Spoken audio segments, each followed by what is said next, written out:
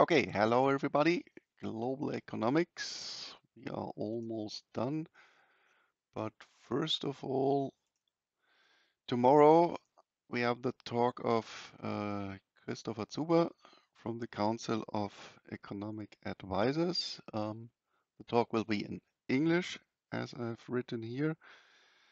But last week I went in the large lecture hall here, and unfortunately, the software is not working, especially, I don't know, they didn't have made updates for uh,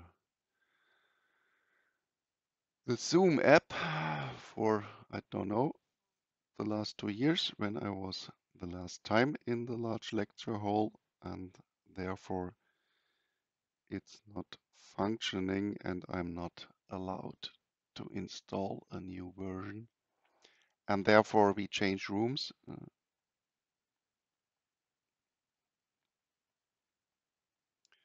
And we will be in S123, just in the neighborhood of our lecture hall of global economics, S122.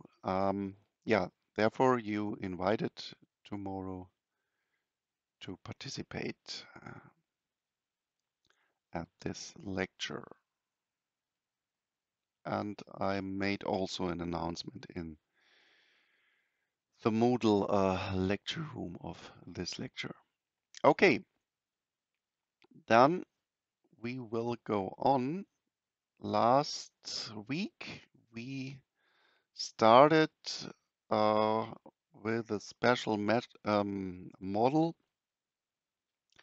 of monetary policy, how we want to explain how a central bank is setting their interest rates or setting their monetary policy instruments. And in this case, we took a so-called quadratic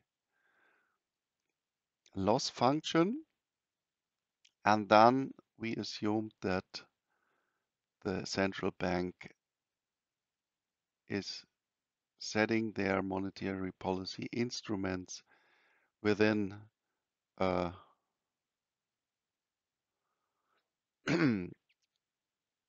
within an optimizing process, and the loss function was then given as the weighted sum of the deviation from inflation target and the deviation from an output target given the Phillips curve. So the Phillips curve is then the dependence between the two variables, output and inflation.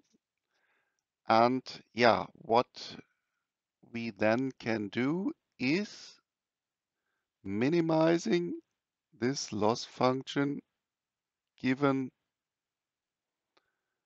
the Phillips curve. And this is then, so to speak, an optimizing problem which we quite always have in economics, that we are optimizing some target with some restrictions. And also what we have inside the Phillips curve is the expected inflation. So within this optimizing process, we have to make an assumption how the public is forming their expectations, and due to the different setups of forming the expectations, we obtain, of course, different outcomes.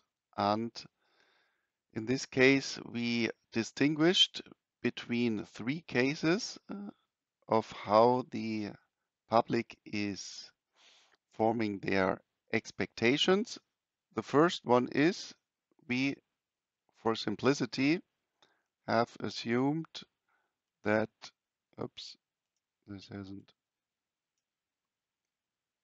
saved, unfortunately, is forming their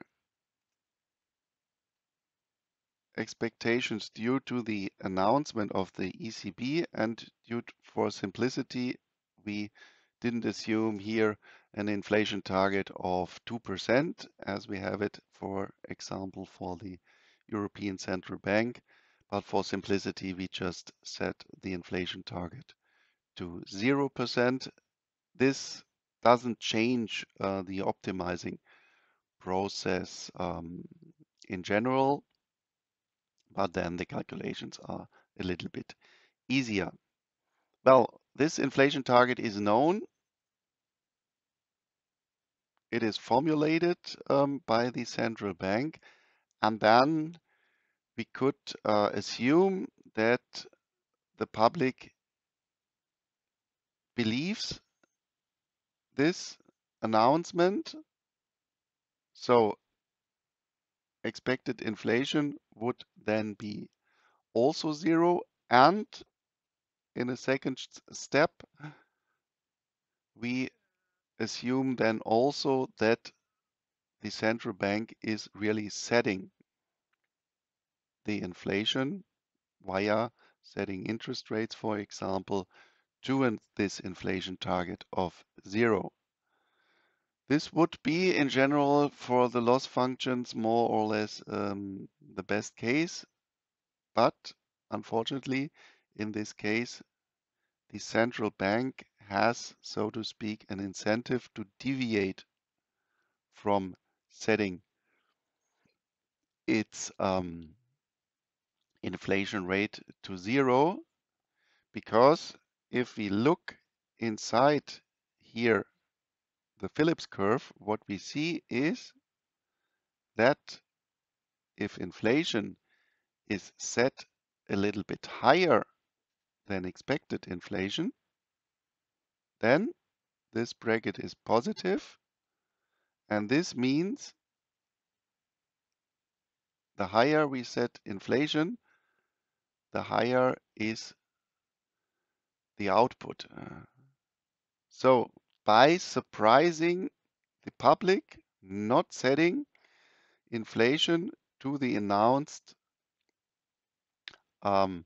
inflation rate, assuming that the public is believing the announcement, the central bank has an incentive to set the inflation rate higher in order to push output. And then also we see here, if we push output, we could be more in the neighborhood of our output target. And this means that reacting due to this incentive, and this is the second case,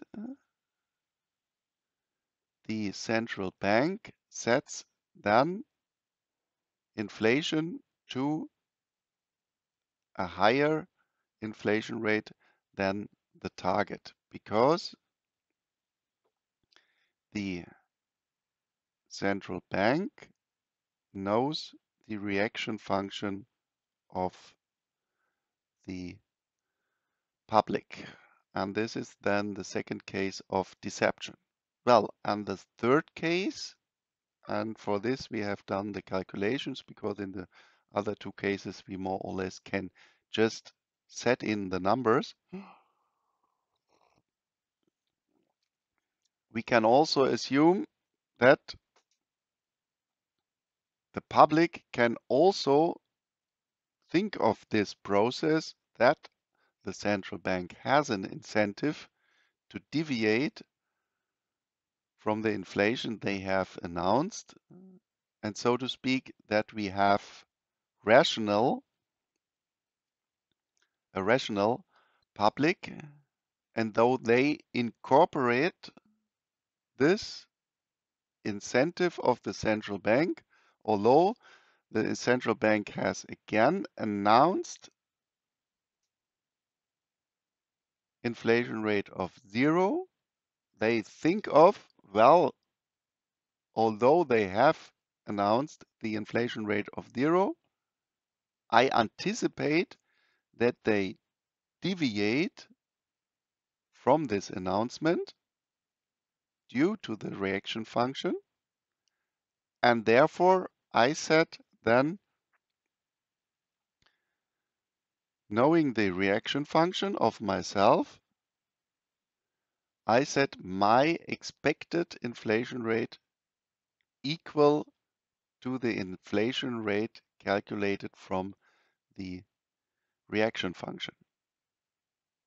And all this together, then in equilibrium, the central bank, also assuming that the public is assuming the reaction function due to the incentive of deviating to another inflation rate now according to rational expectations of the public.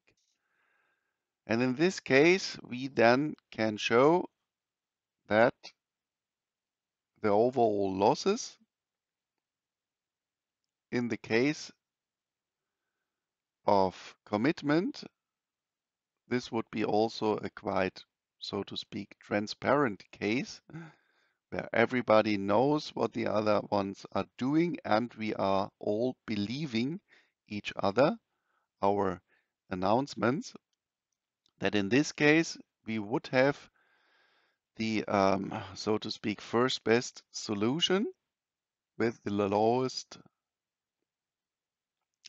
overall losses. In the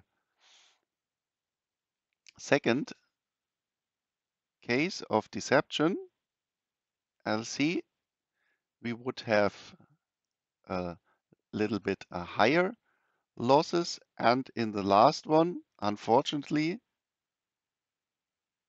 due to rational expectations, so to speak, that everybody knows that everybody, the central bank and the public have, so to speak, an incentive to cheat the other economic agents, that under rational expectations, we in the end have the highest overall losses. And due to this, we call this problem that it would be nice to come to the losses where everybody believes the other side, but everybody has an incentive under rational expectations to deviate.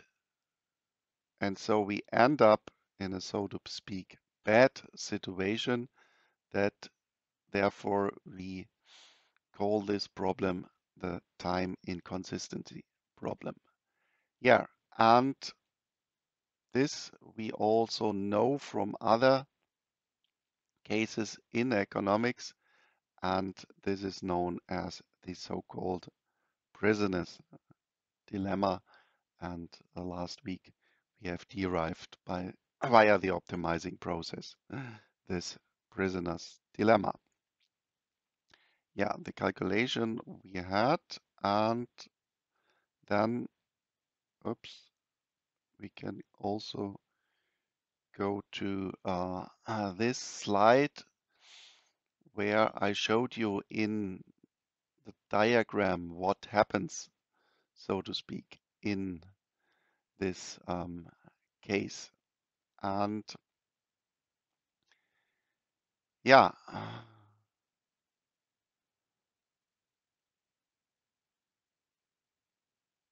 in the transparent case where we set just the inflation rate to 0, and we and the central bank thinks that the public believes this announcement of PIE, we, so to speak, have in blue the Phillips curve, which represents the restriction in our problem. And then, if you think of the loss function, which was 1/2 pi squared plus y minus chi k y star squared, then hopefully from school you know what this function is representing.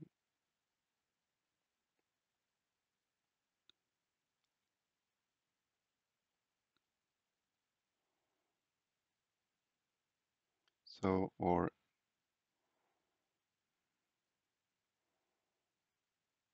we can just write z here. Oops.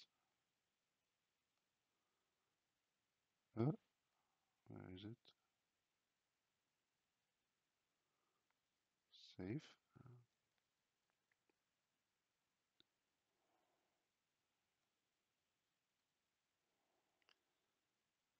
Z represents what?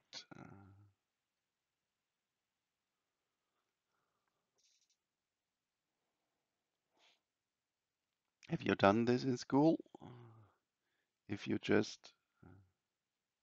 add the square of the y and x direction,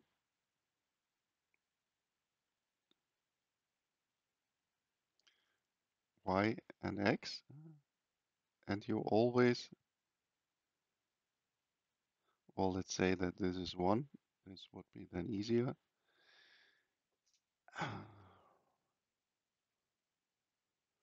How does it look like?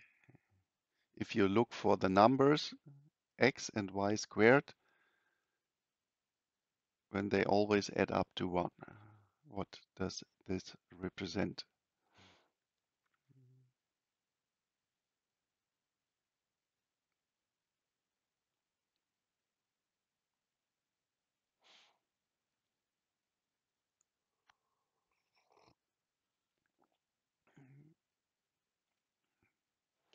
Well, maybe you know the Pythagorean theorem.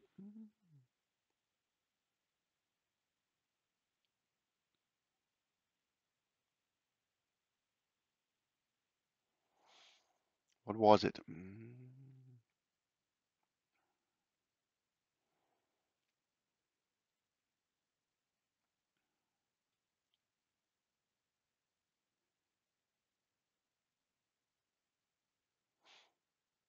Well, most people just say you have a rectangular triangle, and then you have a squared plus b squared is c squared. You remember this? Yes. Yes. Okay. So, and now c squared is set to 1. So in this case, here in this lower diagram, this would then look like this. And this would be then here x direction, x squared, y squared, and this would be 1.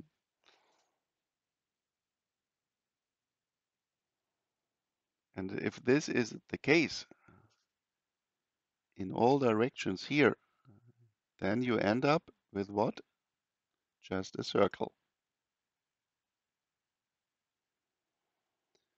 So this function represents just a circle. And so this function represents also just a circle, only the midpoint is shifted a little bit. Here in pi direction, in this coordinate, we have the target of 0, so we end up here, and this one just shifts up the midpoint of our circle, and therefore I put it here, k y star. And what then the optimizing process is doing is just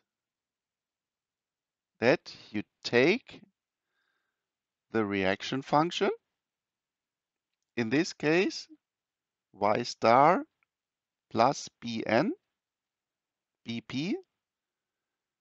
You remember, in general, we had pi minus expected inflation, but this is z to 0.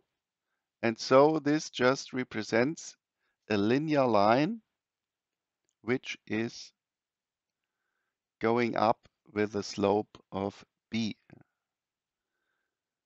So this Phillips curve is given, and what then the optimizing process is doing, that you are looking for the circle which has just the tangent on your restriction represented by the Phillips curve. And this you can compare, oops,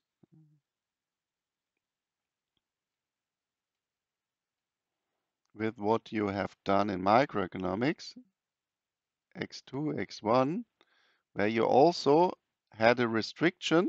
This was your budget line. And what you then have done is just shift outward the indifference curve as far away to the upper right until your indifference curve is tangent to the budget line.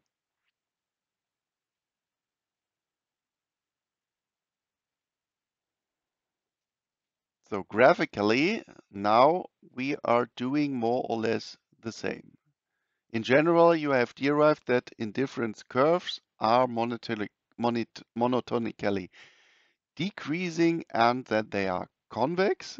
And in our case, we know that our target function is just a circle, and given the restriction, we are looking for the target function which is just tangent to our given reaction function.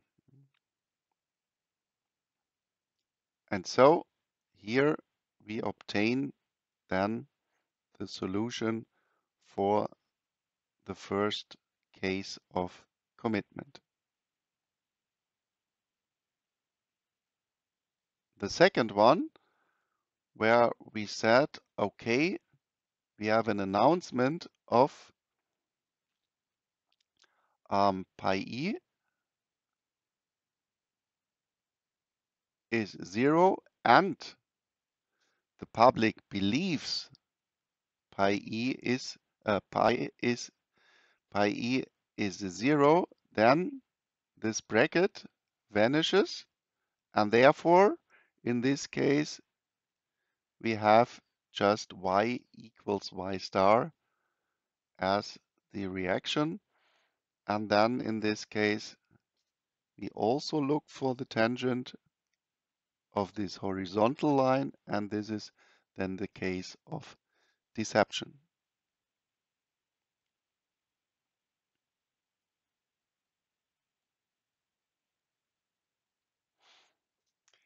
And in the last of discretionary, we have to set in for the expected inflation, our derived reaction. We had also, where is it? Here.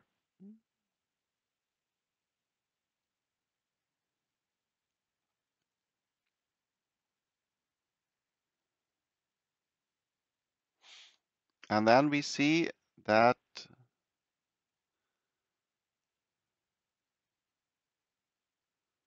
the starting point is shifted a little bit compared to the first case of commitment with the same slope, also B.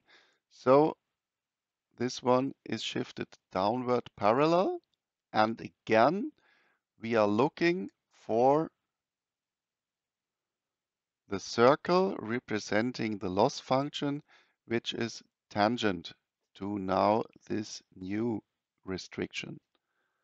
And so this is then the discretionary case. And yeah, this is, so to speak, in many cases in economics, just the graphical representation that you have some target function and you have a restriction. And if it's a two-dimensional problem, then you can easily represent this graphically, that almost always you just look at some target function which is tangent to your restriction.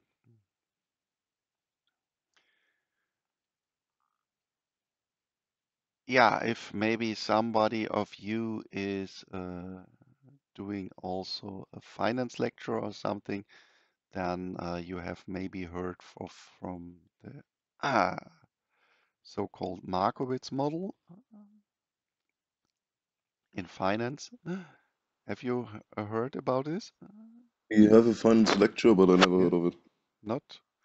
Oh. Okay, because then you are optimizing your portfolio, and then again also you have an utility due to your preferences. If you are risk averse, then you are also have just the restriction from the capital markets, and you are optimizing your preferences, and it is again such a problem where you just looking where your preferences are uh, tangent to the so-called capital market line. But anyway, if you haven't talked about this, then you haven't seen it. Okay, but yeah, then unfortunately, this case, the worst case we have, this is the Nash equilibrium under rational expectations. Well, of course, and this is not a nice situation if we are always in a precedence dilemma due to rational expectations. And therefore, we can think of, well, how can we solve this problem? How do we come out of this prisoner's dilemma? Well, and in this case, oh, here I have missed this A.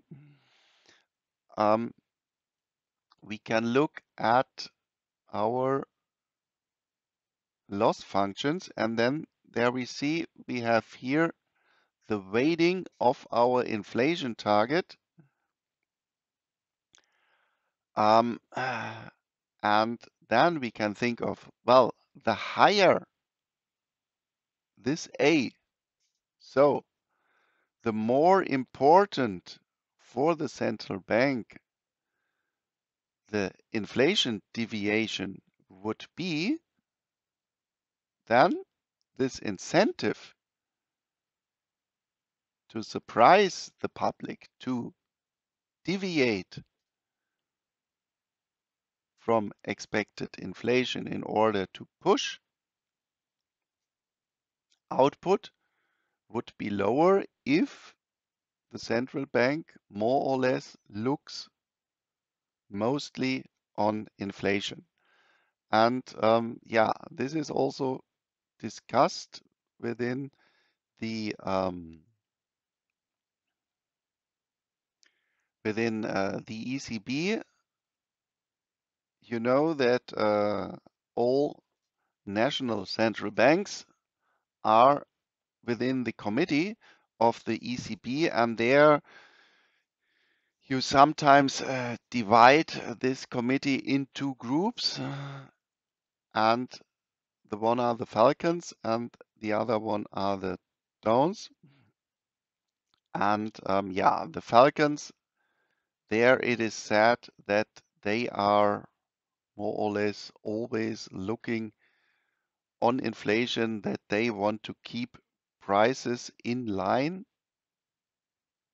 not thinking about, well, we have to stabilize the economy because it's bad, and therefore decreasing interest rates, because they argue then we would push inflation. And so if within this committee we would have many people where we believe that they have a large A, then the time inconsistency problem would be smaller. Or you can also say that, or if the central bank has a reputation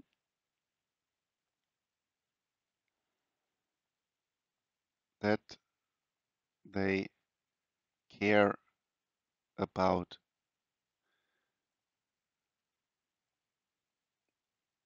inflation.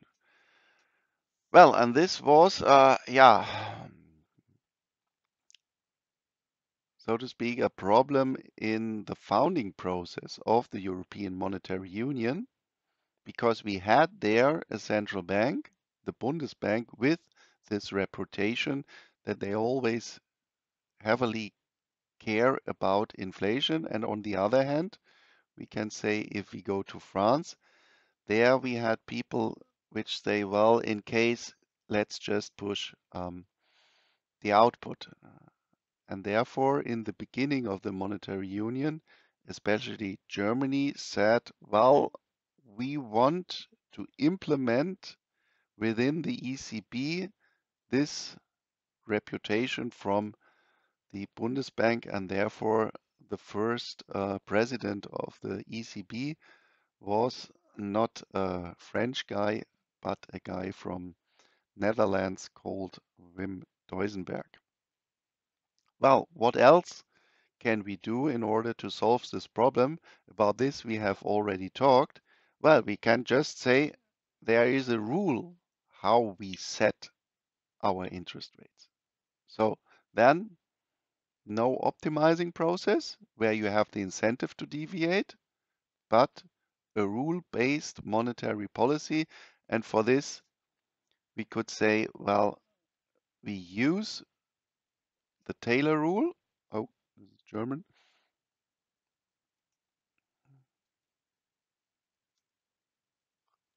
For setting interest rates. Then everybody can just calculate what happens if output and inflation are changing. Or, and about this we have also already talked, we say within the central bank that we are a pure inflation targeter. So to speak, that the weight of inflation target is 100% and we have no output target. Then, of course, also the time inconsistency problem disappears. And the last one, which we also tried in the world, was so-called incentive contracts.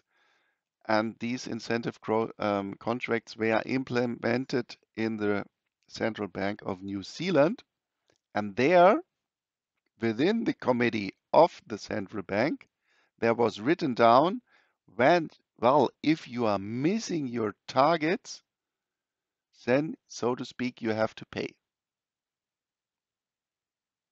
So on the one hand, we have the incentive due to the Phillips curve to increase inflation. And in this case, in New Zealand, we just wrote within a contract, well, if you are following this incentive, then you will be punished. And this, yeah, not really worked because then I think after 10 years they abandoned from this because also the central banker said that they want to be independent. But anyhow, this is from a theoretical point of view also one possibility. Let's go down here that we see this. Also, in order to be a bit more realistic, because right now we have only a model which looks, so to speak, at one period, we can also, in order to make a more realistic loss functions, take a loss function with, oops, over lifetime. So we are summing up over all periods. Then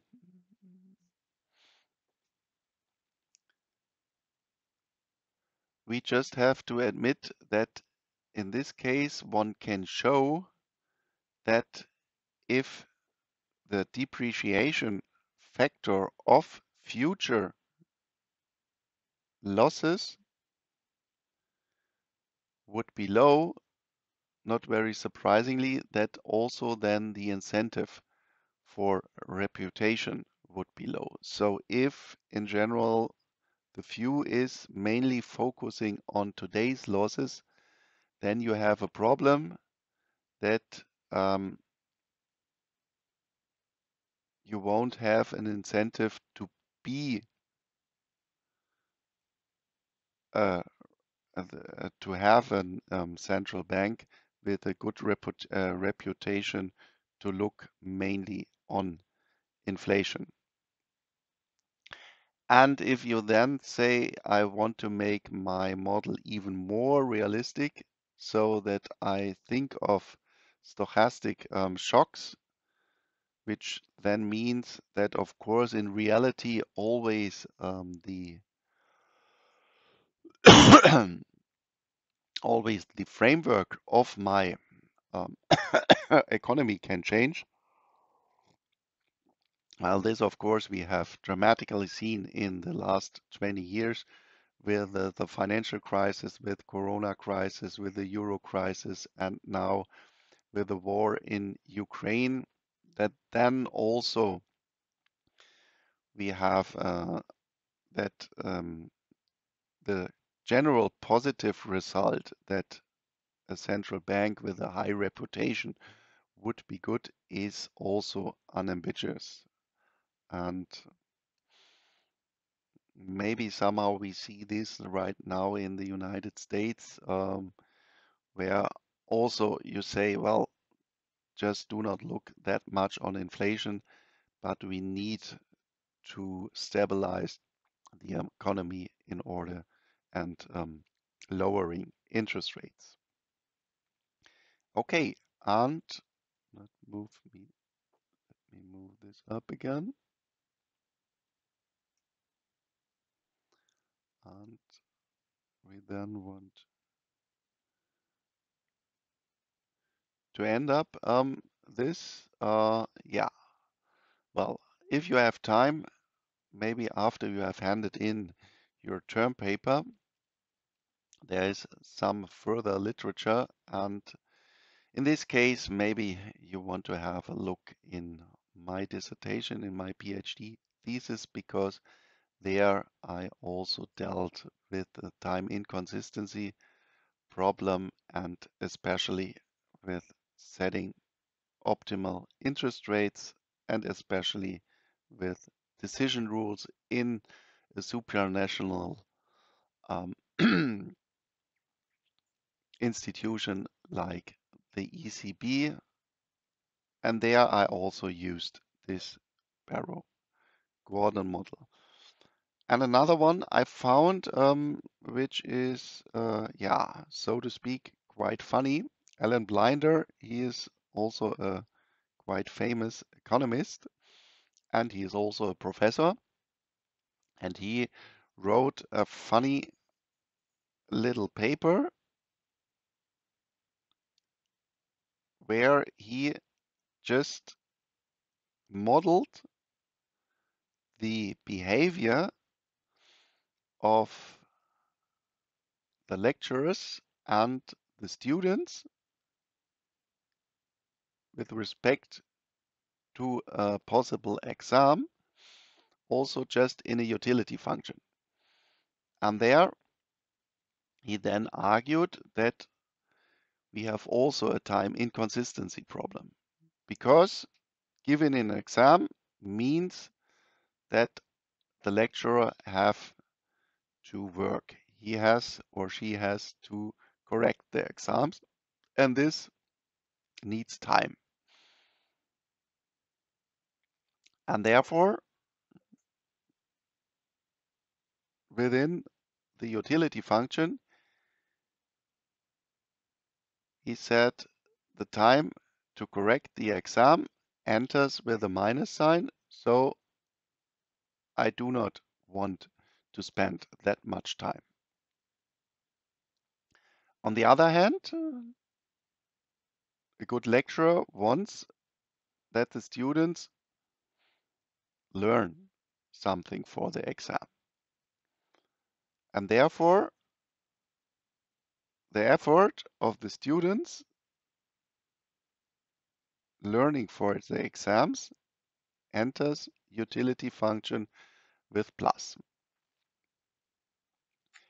Well, and then he said, okay, I just announce that next week we will write an exam in order to hope that then the students start to learn. But of course, maybe you know from Latin, non scholae sed vitae distimus.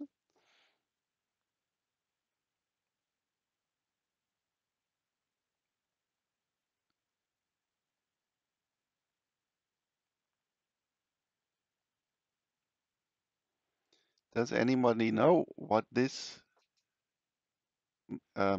means if you translate it?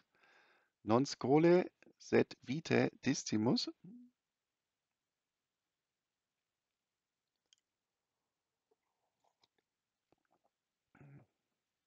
So this is just school,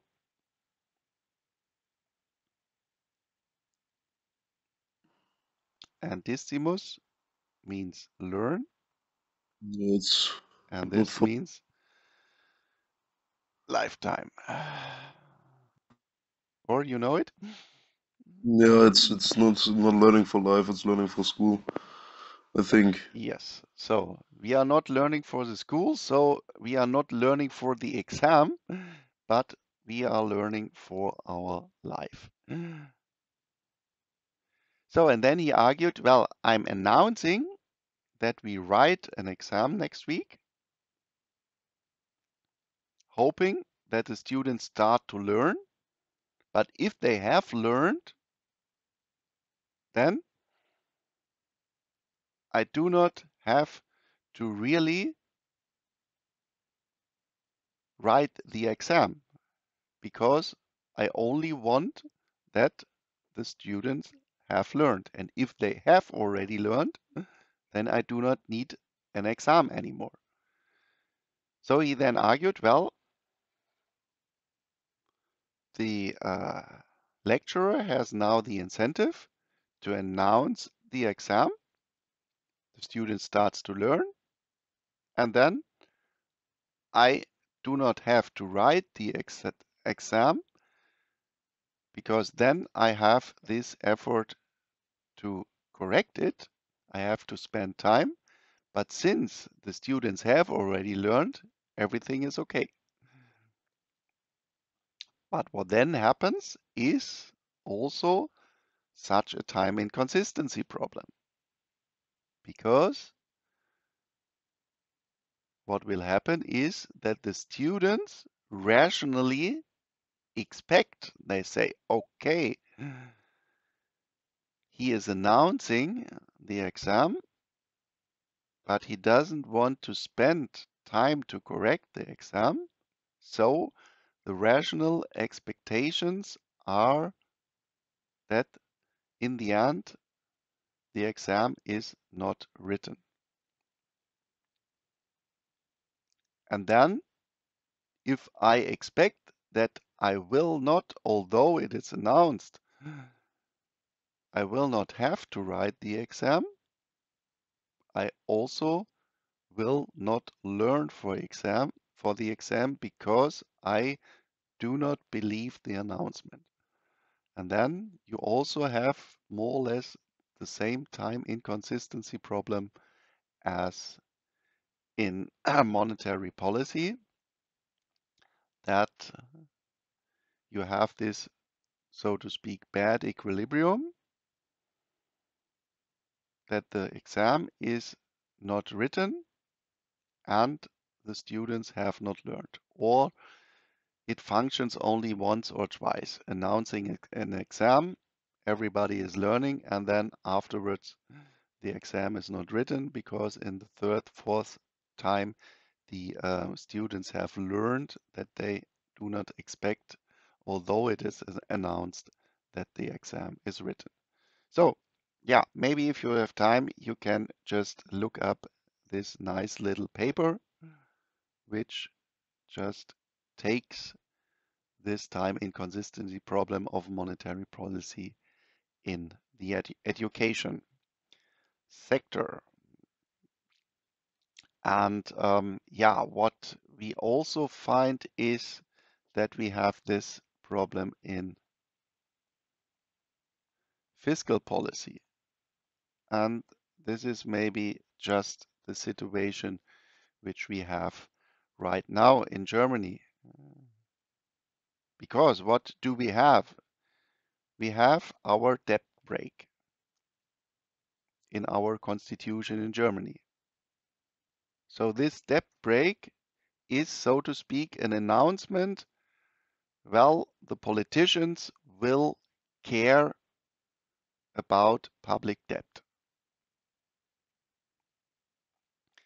But now we have the situation that we need to finance the large tasks we have right now: climate change, digitalization, the war in Ukraine.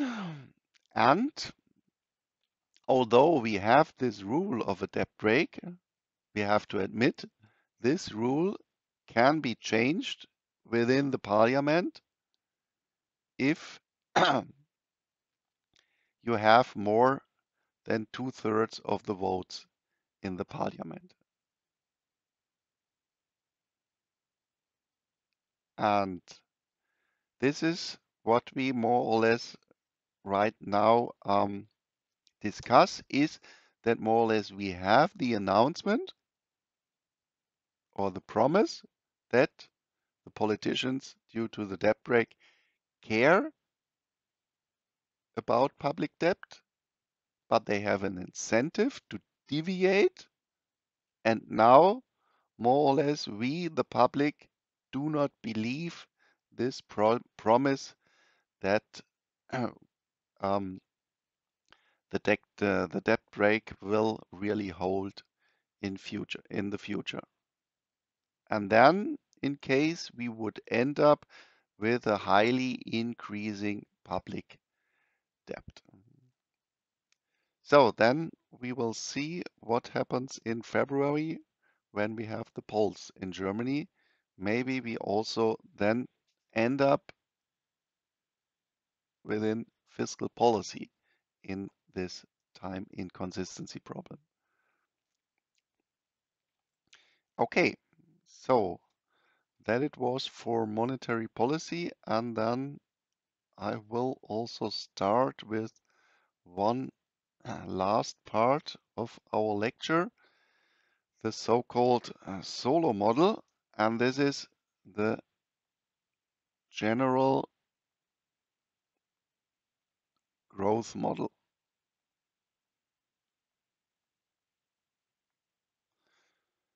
So we have discussed in this lecture already the ISLM model.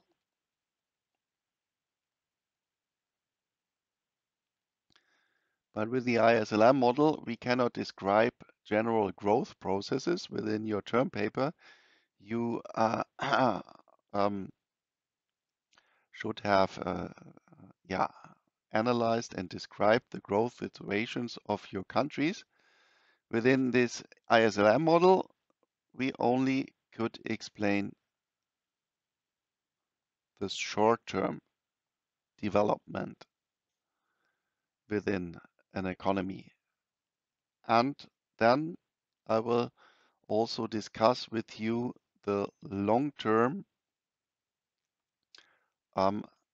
perspective, and this is done in the so-called solo growth model. This is the long-term perspective. Well, and within this model, we start with a general production function.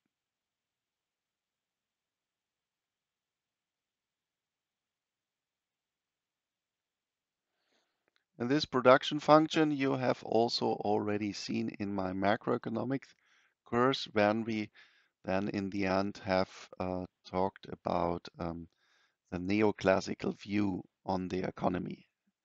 So this is that output y equals some function f, and we are looking at two main input factors, and this was capital K and labor AL, and what we also now add is the so-called technology parameter capital A, which represents the general level of technology in our country.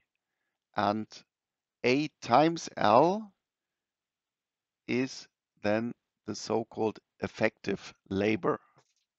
So every worked hour, the efficiency of the impact on output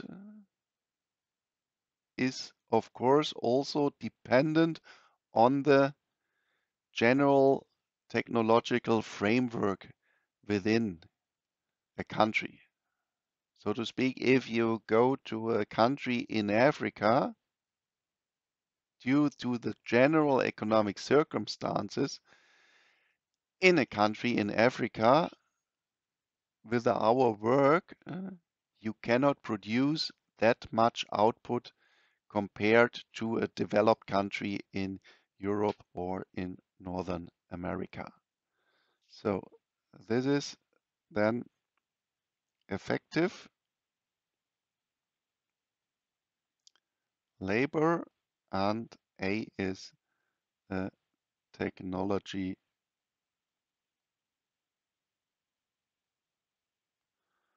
parameter. Yeah, and then we want to describe the development of the economy over time.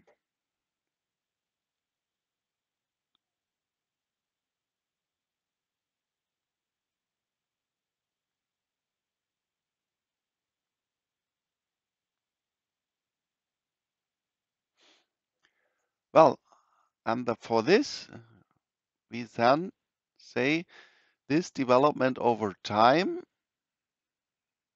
depends in general on the development of your capital. So capital,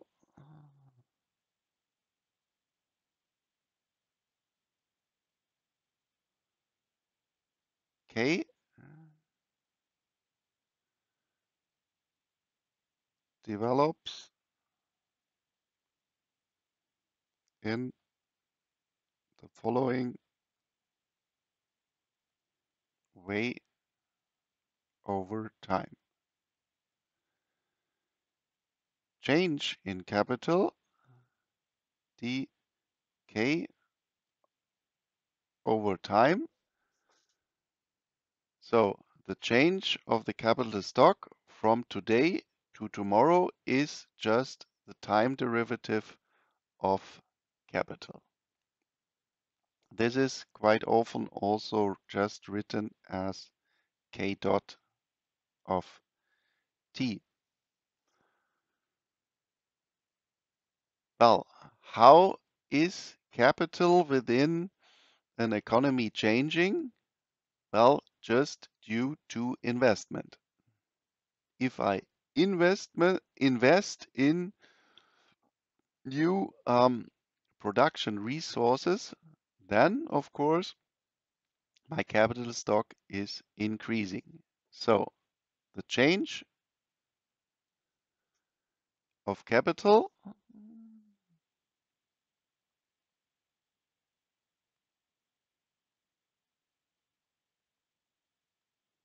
K dot is just our investment.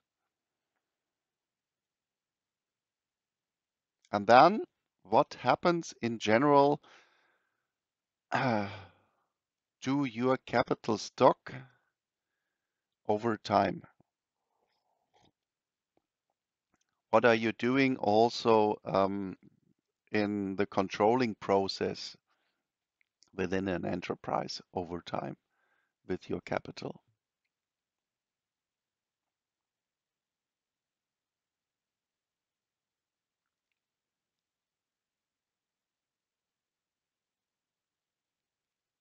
If you are valuing at the 31st of December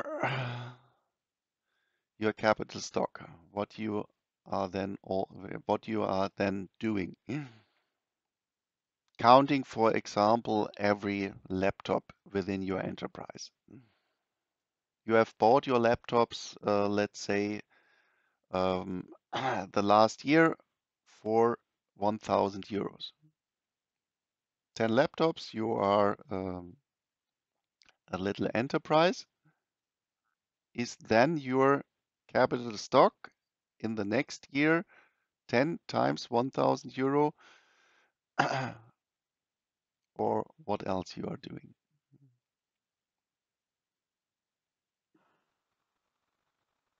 Depreciation Yes, or great. yeah. So maybe you do it in a linear or in a geometric way. So you say, well, last year I have bought my laptops for 1,000 euro, and in the next year, then I have to depreciate this capital stock, let's say by 10%. So then I put in the next balance sheet of my enterprise, not 10 times 1,000, but 10 times 900. So my capital stock over time is reduced by the depreciation. So then we say minus delta times the capital stock. And delta would be the depreciation rate. This has, of course, to be larger than 0. Well, then also we assume that we have a change of labor over time.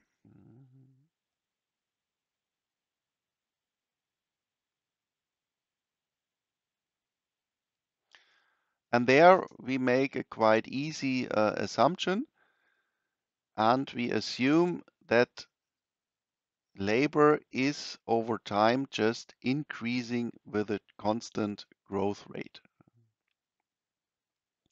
And if we assume this, then the first derivative, the L over dt, is again also L dot t. If this has a constant growth rate, then of course we take this growth rate times the starting point of our labor amount is the change of the labor. So N times LT. So to speak, macroeconomically, you can think of this is the overall labor force, L, in my country, in Germany, 45 million people. And if labor force is growing with 0.5% per year, then of course the change from one period to the other would be then n 0.5% times our 45 million people. So n, this is the growth rate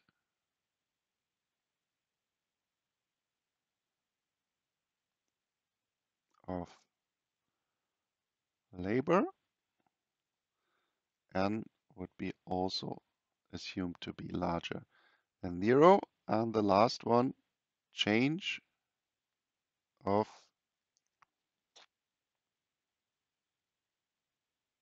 technology. This would be dA over dt, and A of t. And there we also assume that we have a little constant growth of the technological circumstances within our country. So also with a constant g times A of t, and this would be the growth rate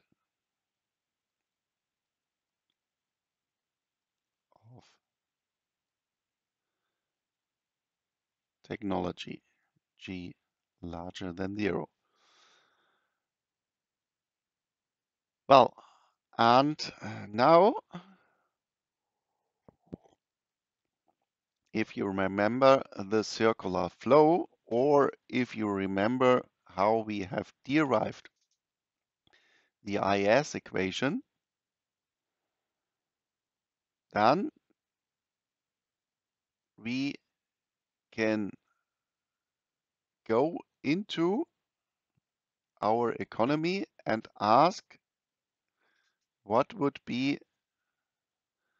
this level of investment. And if we start with some output level y of t, then what we are assuming within economy, what can we do, or what are we doing in general with our total output or total income?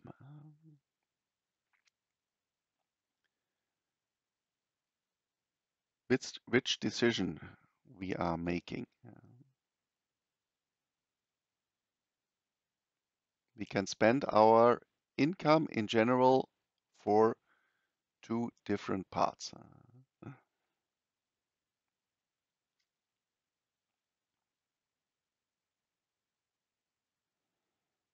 What are you deciding? What are you doing with your money?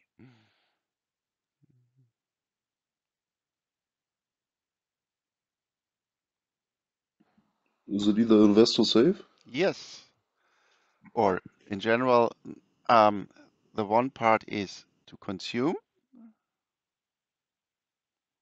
C of t, and the other one you have set,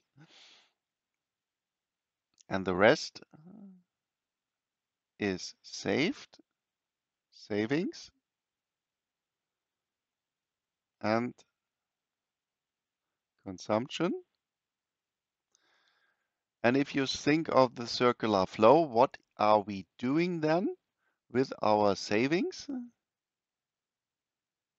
They are collected, overall savings in our economy are collected by the financial institutions. And then what is done with this savings in our economy?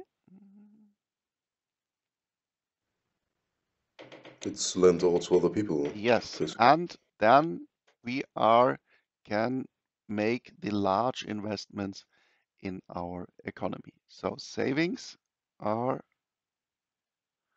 collected by the financial institutions and handed out for overall investment. And remember, this was the same assumption we have made by deriving the IS equation. There I showed that total income or total demand equals total production. This we could rewrite in investment equals saving. This is the equilibrium condition. And here we also make the same equilibrium condition that we say S of t equals I of t. Equilibrium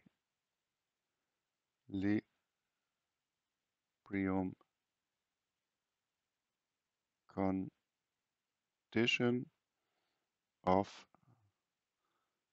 the model. And then we can ask, well, how large are these savings? And there we then say the savings ratio, so the part of total income which we save over time, this should be constant. And then assumption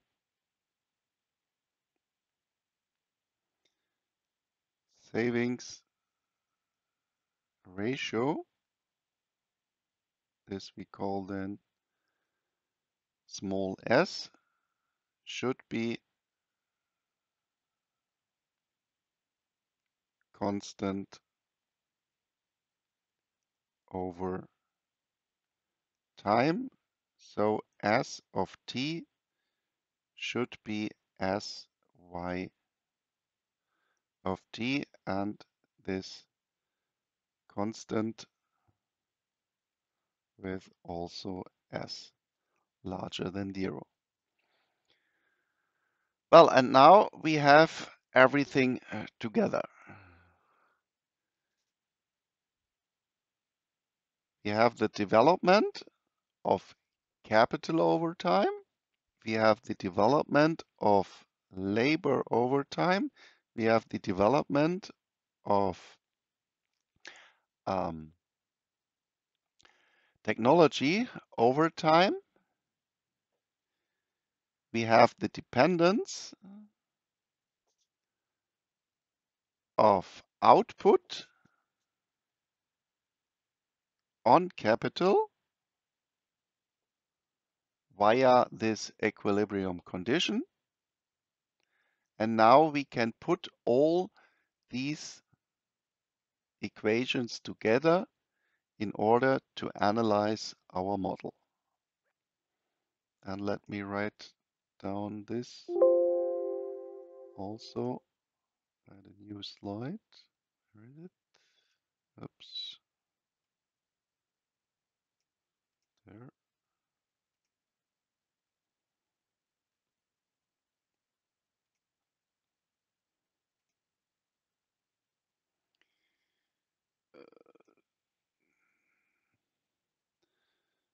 So we have then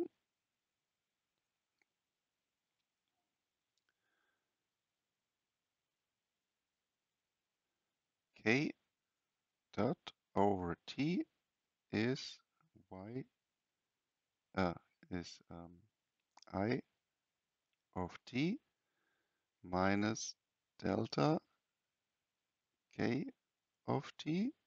We have L dot of T is L and L of T.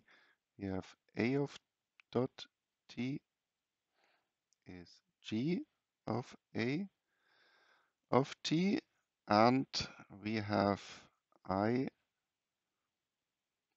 equals S, and S should be small s times y of t.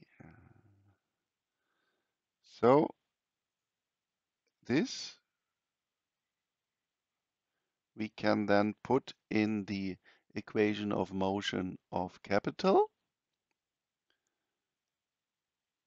So we obtain then k dot of t equals s y of t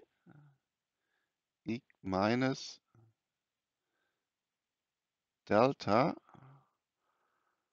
of t, and here also we in general can write y is dependent on capital development over time and A technology over time times labor over time minus K delta K of T. This development over time we know, this development over time we know, this one we know, and this one we know. So we are now more or less in the position due to also these equations of motions for labor and technology. We can, so to speak, in our three variables, write down the development of our economy. And in order to, analytically analyze our model, we also make an assumption.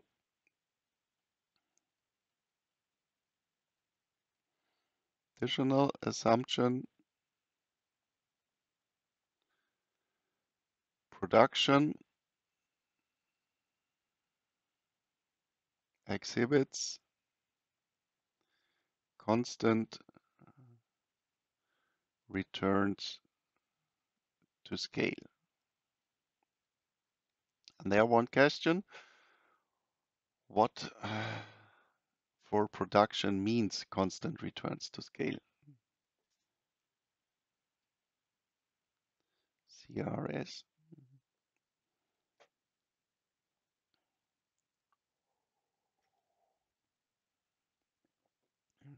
What does it mean? If you are producing in your enterprise with constant returns to scale. What does it mean? This you should have heard in many lectures. The inputs Mhm. develop the same as outputs? Not this, the inputs are the same as outputs, but this is a special dependent between changing inputs and the change of outputs. And what is the assumption?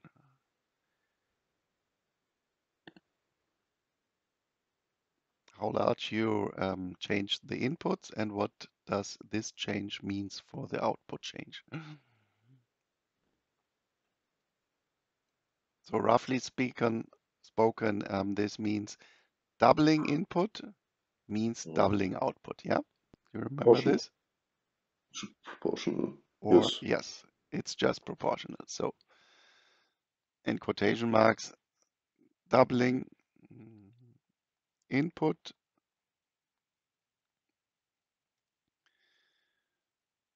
means doubling output. And do you remember why we make this assumption in general for the long term? What was the reason? Because in reality, if you go to a single company, then you always look into your production process and hopefully you find some possibility to have increasing returns to scale. But why do we make in general especially in a long-term perspective, the assumption of constant returns to scale? Well, there we can show that profits are zero in the optimum. And at first, this looks quite surprising. Why do we make an assumption so that profits are zero, are vanishing in the optimum? But on the other hand, why is this maybe a realistic assumption for the production process?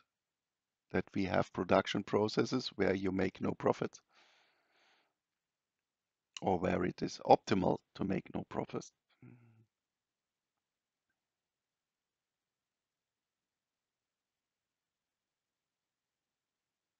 Well, the reason for this is that in general, we think in the long term, we have a situation of a fully competitive market.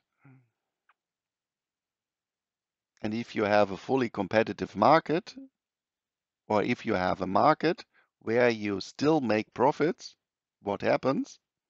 Well, you have an incentive that other enterprises enter this market in order to get also something from the total cake.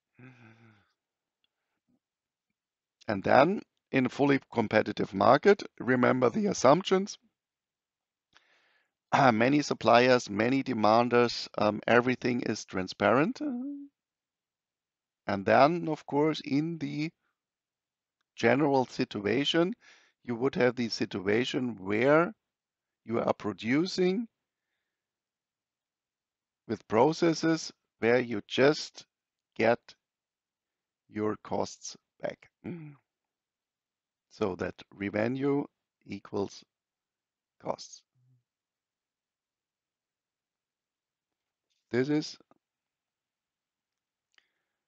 compatible with fully competitive markets. Well, and this would then mean that if we have a function, f of k a l, that in general with CRS, let me make this last little calculation because then we can start on Wednesday with the analysis of the model, that lambda f of KAL is the same as f of lambda k lambda AL. This means, for example, if lambda is 2, this would mean we are doubling the inputs and that then our function exhibits the property that we are also doubling output if this is just our output function. And for this, we then go to variables per effective labor.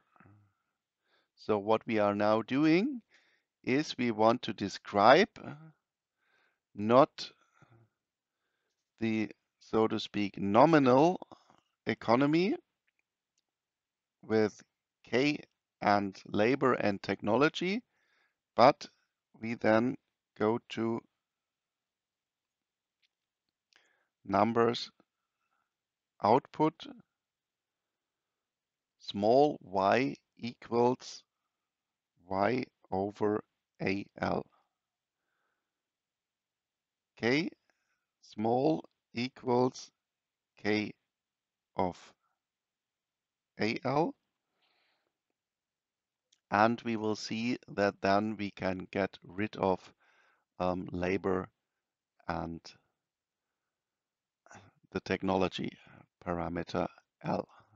Because if we take this one, let's take lambda equals 1 over AL, taking this conditions of constant returns to scale, then y of t equals 1 over AL f of k AL. And now we can move this into the brackets is then f of k over AL, AL over AL. This is just 1. So a fixed number in the second variable, and this is just capital per effective labor. So we obtain then a new function, and this we call then small f, just depending on effective capital. So in the end, we then have for our equation here k dot over AL equals S times small y minus delta small k for the equation